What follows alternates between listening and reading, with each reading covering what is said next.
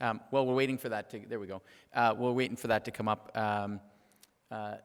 If you hadn't already gleaned from all the sessions that you might have attended this week already, Telementoring is a very significant and prominent initiative of SAGES this year. That is all because of our President, Brian Duncan, who has chosen this moment to recognize that we are right on the cusp of having the available technology and the need in the suite of services that SAGES offers to embrace this and take this up to the next step. So when Brian formed the Telementoring task force, one of the first things that he charged us with was also looking at getting a summit together, and that was realized last year in the form of the Project 6 Summit. So I'm just going to give you a little bit of an overview of what has gone on in the last year and where we're going to be going from here. None of my disclosures are going to influence any of this. It's impossible if you listen to Yulan Wang's talk on Wednesday or Brian's talk, I guess Yulan was Thursday, or Brian's talk this morning or Brian's introduction, to not know why SAGES is interested in telementoring right now, and I probably don't need to repeat that, but I'm going to give you my own rationale for this anyways, which is, first of all, SAGES has a mission to provide leadership in surgery, particularly gastrointestinal and endoscopic surgery, to optimize patient care through education, research, and innovation. And when we formed the Telementoring Task Force, we added our own mission, if you will, or objective, which is to promote the SAGES mission of optimizing patient care by leading the advancement of telementoring. We can talk about how that fits very nicely. So the first thing is SAGES is without a doubt one of the true innovation societies. Innovation is a word that is overused and characteristically misused. People think that invention is innovation, so just being the first one to do something doesn't make you an innovator. There's many definitions. Here's one that you can work with if you want to, that innovation is a process that brings together something original or more effective in a way that has an impact on society. So it's not just good enough to be the first one to do something, although that's very clever, but you really have to find a way to get everybody else doing it and have a societal realization of the benefit of your idea. That's what innovation is. And you just look at what goes on at a SAGES meeting, and half the sessions are people presenting things that they did for the very first time or early experiences with a promising new technology, and the other half of the sessions are education sessions and how to adopt that technology and how to do it safely and properly and bring that to the forefront and bring that to your patients. So we are innovators in this society. Another way of saying this is why SAGES? So we can have less of this and so that we can have less of this. So we want to bring in that minimally invasive surgery, make our patients suffer less and not have them suffer the consequences of not having introduced those technologies in a safe and appropriate fashion. And we all know the lessons of the past. So we're spreading the word about new minimally invasive technologies through Healthy Sooner, for example, and then we're also making sure that we're safe through initiatives such as the Safe Cholecystectomy Program and multiple others. You see the number of reports that come forward at a SAGES board meeting from all of the initiatives and task force that are underway that are just chewing away at the edges of this. The third analogy are these two graphs. So the first one is Everett Rogers' by now classic technology diffusion curve that argues that all new technologies come into the marketplace using the sigmoid-shaped curve. We've heard about that already several times, the notion of innovators, early adopters, early majority, late majority, and then the laggards. And then, of course, John Berkmeyer's paper from a couple of years ago showing that patient outcomes are clearly correlated to technical ability of the surgeon. And so those are two curves that SAGES is impacting on both sides. One is shifting them both, if you will, to the left or moving the surgeons along to the right side of those curves in terms of increasing adoption, but then also making sure that they're competent at what they're doing. So one of the first things we had to do was we had to say, well, what exactly is telementoring? Because the field of telemedicine is enormous. And having attended an ATA meeting is almost an overwhelming experience. There's just so much going on in the world of telemedicine. And when we went down there to actually present the SAGES Telementoring Initiative, and we were criticized for having such a narrow focus. But you're talking about just this little piece of the telemedicine picture. And our argument was, well, we can chew this, and we can do this properly, and then we'll worry about whether we can expand this to other applications right now. Because even to try and talk about surgical telemedicine, or when you get into things like teleconsultation and teleproctoring and telemanipulation and so on, you can't even have a conversation about telementoring without having somebody say, but what about telemanipulation, telerobotics, we said we're going to focus on this narrow definition. So a relationship facilitated by telecommunication technology in which an expert provides guidance to a less experienced learner from a remote location. So you've been hearing about this all week. But there's something that's very important about telementoring that sets it apart from things like teleconsultation and so on. The first is, we've defined you have to have a competent mentee at the other end. So what if the telecommunication link is broken? We've heard this already this afternoon. Your mentee at the other end needs to be able to carry on with the operation. They can't be suddenly paralyzed. You can't have a patient who's suddenly left in the middle of an operation. I don't know what to do next. The other thing is, in my own experience, one of the agreements that I have with the mentee, fortunately it has never arisen, but what if you're mentoring somebody through an operation and you suddenly disagree with what you're going to do next? Right? No, I don't think you should do that. Stop. Brian Duncan says, stop. And the guy on the other end says, I don't want to. I want to keep doing what I'm doing. I don't like you. So we have that agreement at the start that says, well, then I will recuse myself from the operation. The patient is your patient. The patient understands that they're your patient as the mentee, or the mentee's patient, so that if there is a disagreement, then the mentor can basically turn off and say, fine, carry on.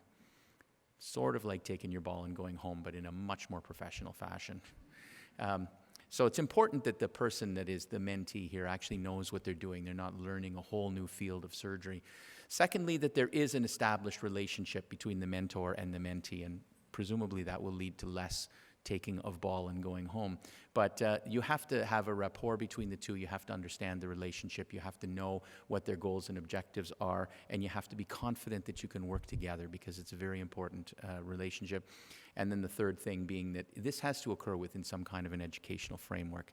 You can't just say, I'd like to do a laparoscopic colon case, how about you telementor me? There's got to be some clear objectives, a starting point, a finishing point, assessment. How are we going to know whether you've actually learned what you were supposed to learn from this, and decide whether you've had enough telementoring and whether you're competent? So this was Brian's idea to say, well, and as he mentioned in his outstanding presidential address this morning, I told him earlier that he's now changed the presidential address for the rest of time now. I pity Danny Scott. But this is Brian's idea, to take this notion. This is a World War I fighter pilot, so I hope that's a picture of a World War I fighter pilot. And the notion that they would talk about the clock in military terms. So, the 6 o'clock position is behind, so I've got your 6 means I've got your back. And so the Project 6 summit was proposed with the notion that if you've got a proper mentor, then you've got somebody who's got your back while you're going forward and learning something new. So this summit was put together. It was held in a hotel in Los Angeles in August of last year, over the course of 2 days, August 21st and 22nd. Multitude of teleconferences took place with members of the Telementoring Task Force. We worked iteratively, teleconference after teleconference, to try and say, what are we going to be talking about and who should be present? And so what we did was we ended up with a list. There were actually 61 attendees at that conference. And they were, I can tell you we forgot one group, but they were wide representation from surgeons with expertise in minimally invasive surgery and an interest in teaching other people how to do minimally invasive surgery. Mentors and telementors, surgeons who had experience with doing this already. Surgical educators present, not just surgeons, but PhD educators present. We had individuals present who had legal expertise and expertise in health insurance, business developers, technology developers, and quite a bit of representation from industry. 22 members of industry were actually present at that meeting as well, and they came from all levels of 5 supporting industry groups. The other thing we did then, and this is the meat of the slide here, or presentation here, which is we said, what are we trying to do with this? So we've already defined what telementoring is, but then we broke it down into these 5 opportunity buckets, if you will, or 5 challenges. We chose to call them opportunities. They have since turned into working groups. So the first one was, if you're going to be doing telementoring, you have to have effective communication and education. And so that was a group that was co-chaired by John Page, sitting in the front there, and Hee Young Han, who I don't see her in the room anyways, but and a bunch of dedicated individuals who were assigned to that group, who spent hours thrashing out what are the educational needs of telementoring, what does the framework have to look like, and that is all going to be detailed in a white paper that will be coming out soon, explaining the work that they came up with. But I would say that if I had to pick any of the highlights from there, one of them is that we've decided that we probably need to come up with a program for actually certifying mentors, and saying, if you're going to be a teacher, you can't just say, I know how to do that operation. You have to know how to do that operation. You have to know how to teach it, and you have to know how to teach it through telementoring. The second group was our technology group. So Itai was a co-chair of that group, along with Ted Truss, who had nothing else to do in the past year. Ted, not in the room? Yeah. Anyways, and Oz Morales, who was doing some of the telementoring that you saw on the industry floor today. And you heard an excellent summary already of the technology considerations. This is a moving target. There's new technologies coming to the fore all the time. I would say if we took one message away from that technology group, something that I firmly believe in, is that we need to have interoperability between the technologies. We can't have industry going forward with buy my technology because it's better than the other guys, and if you buy one, it doesn't talk to the other one. You know, having 2 fax machines that don't talk to each other is no good. The DICOM standard and the ability to get everybody on the same medical imaging standard has been used repeatedly as a perfect example of the need for interoperability. The logistics group was was co-chaired by Ninh Nguyen, and I think Diego Camacho was the co-chair of logistics as well. Also a white paper coming forward from that group. We've already heard Steve give an excellent overview of logistics. Business model, so that was Todd's baby. Todd, who was your co-chair? I'm embarrassing myself. Dimitri, yeah. So Todd, that's an interesting discussion, and Steve just gave us an overview about that, is say, everything that we've done in telementoring so far has been very academically focused. It's been mainly done with volunteers. When there has been compensation, it has, I'm sure, never been adequate compensation for what clinical earnings could have been in the same time period, and it's almost always come from industry. So this is never going to go anywhere unless we've got a good business model going forward in terms of saying what is the value of telementoring, who's going to pay for it, and how can we get broader investment in this telementoring initiative, and there's many ways to do that. And then finally, the legal and regulatory group, and that was Steve himself who just spoke to you, and then Mike Marone, who co-chaired that one. And we went into this meeting really believing that we were going to get around the legal challenges of state licensure and the barriers to interstate telementoring by defining telementoring in a way that said you don't have a duty of care to the patient at the other end if you're the mentor. We said, no. We're making it very clear that that patient is the patient of the mentee, and the telementor is just providing that, I got your 6 backup, and there shouldn't be any liability there.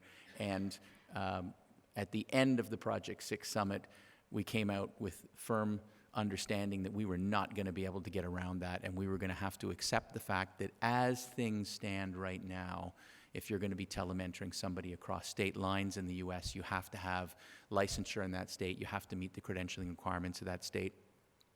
Things might be a little bit easier from an international standpoint, like between Canadian provinces, it's a little bit easier, but you still have to get licensure to the best of our knowledge. It has never been tested in court whether anybody's going to be sued as a telementor for a case that's gone wrong.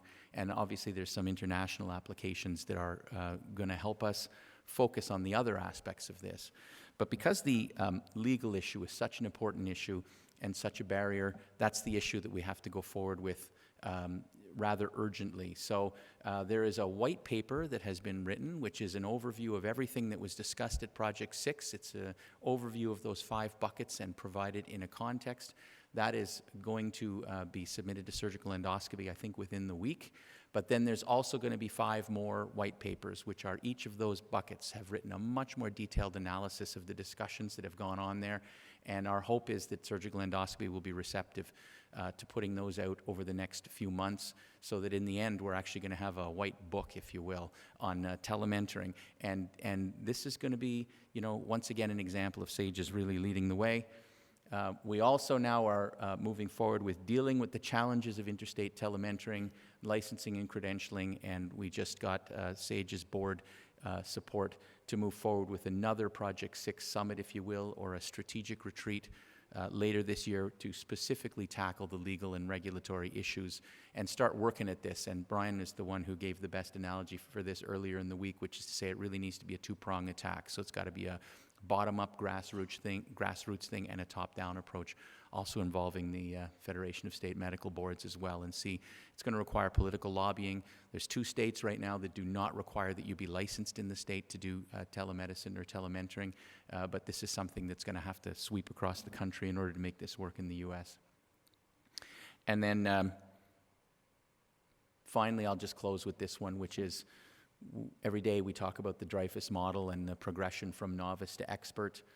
You just look around the SAGES meeting, you look around at the educational offerings at SAGES, from didactic courses to presentations on new research and technology, to hands-on courses, to all of the educational opportunities from FLS and FES and FUSE, the new curriculum task force that has come forward, and clearly at the end of all of this is now SAGES is going to be layering on this telementoring initiative, and when we get this figured out, we're really going to have enormous exponential expansion of our ability to deliver safe introduction of new technologies. And it's, again, you've heard this before, but it's such an important thing that you just, you know, we saw pictures of Halstead and pictures of Osler.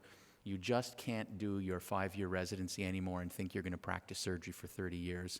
You are going to have to completely retrain and retool probably several times over the course of your career now. And with a society like SAGES behind these kinds of initiatives to say, we're going to figure out a way to continually upgrade the workforce, the telementoring initiative is one of the things that's going to do that. So that's where we're headed. Thank you very much for this afternoon. Are we at